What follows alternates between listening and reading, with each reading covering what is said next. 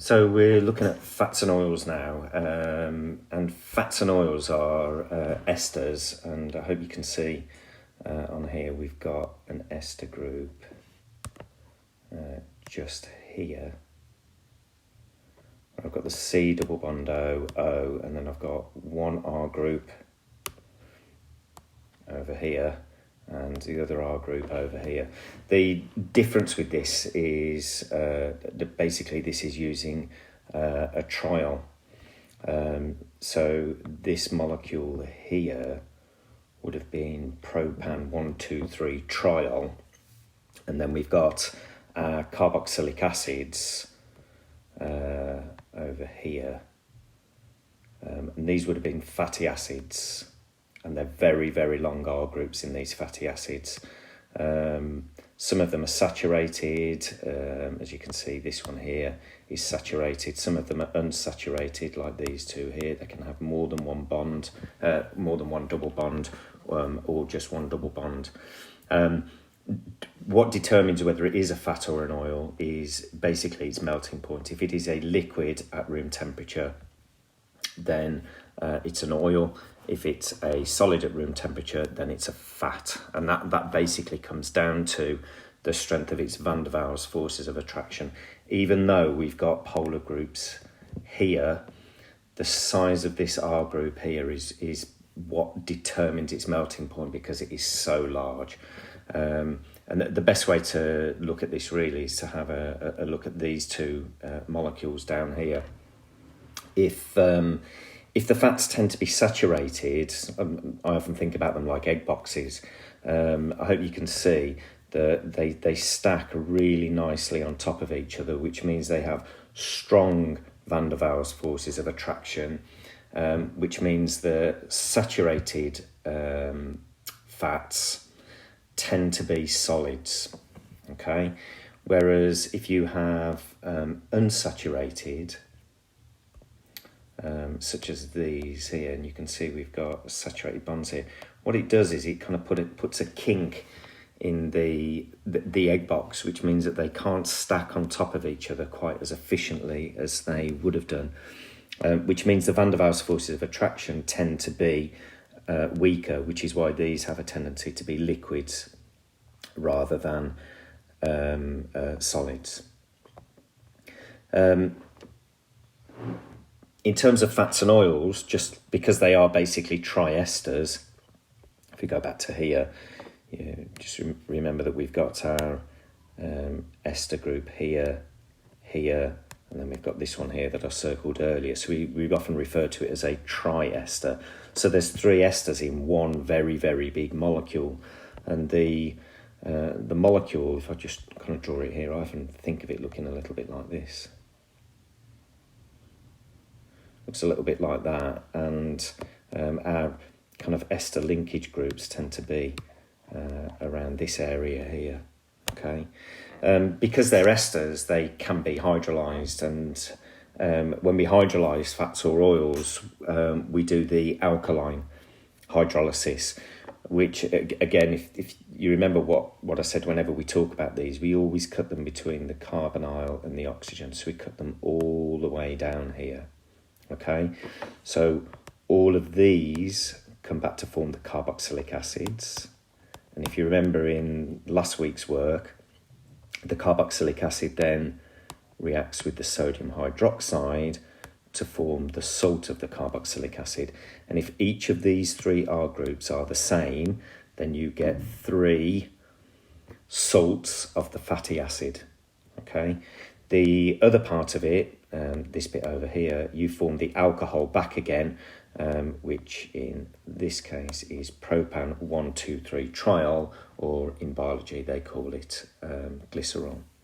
Okay, now this molecule here is basically what soap is, because if you think about soaps, what they do is they have an end that dissolves in fats and oils, and an end that dissolves in water, and that's how kind of washing up liquid, detergents, hand washes remove oils from from your hands or whatever it is that you are washing. So just to kind of explain how that works, and I'll draw this here. So we have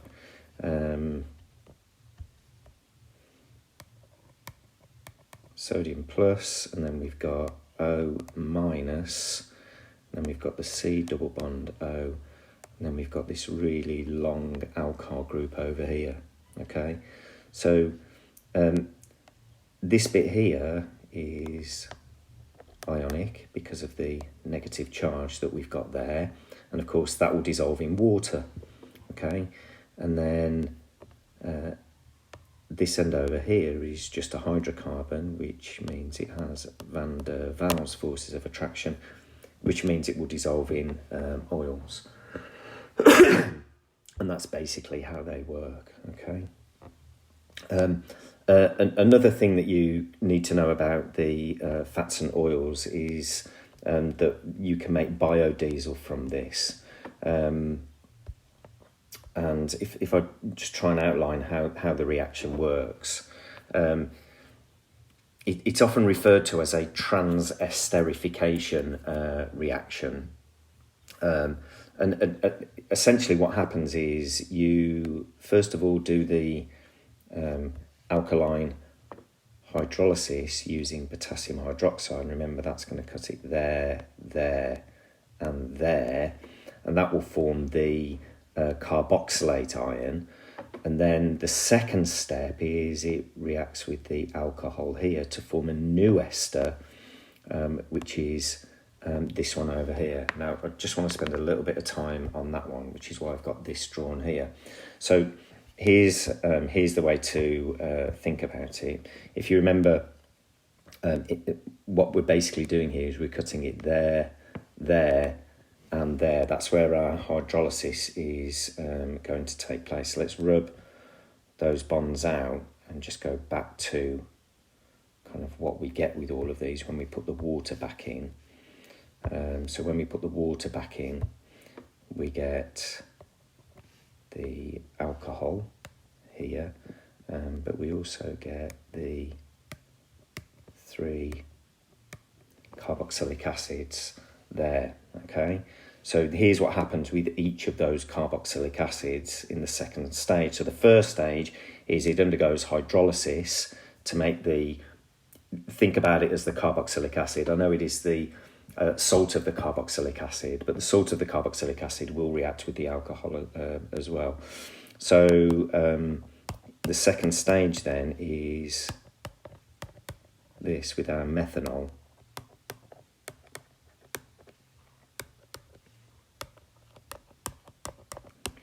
Which forms that, okay? Obviously plus water, because just to make sure that we remember that we break it there and here, and there's our water that is produced over here. So essentially what we do is we take our large triester molecule, and if you remember what that looks like, it looks like this. That's how I think of it looking. What we then do is we kind of break it at this point here, okay? And the alcohol, we'll just get rid of the alcohol, that's the triol, which is this bit here. And then what happens then is our methanol kind of joins on the end there, and there. So I make 1, 2, 3 smaller esters from my one large triester.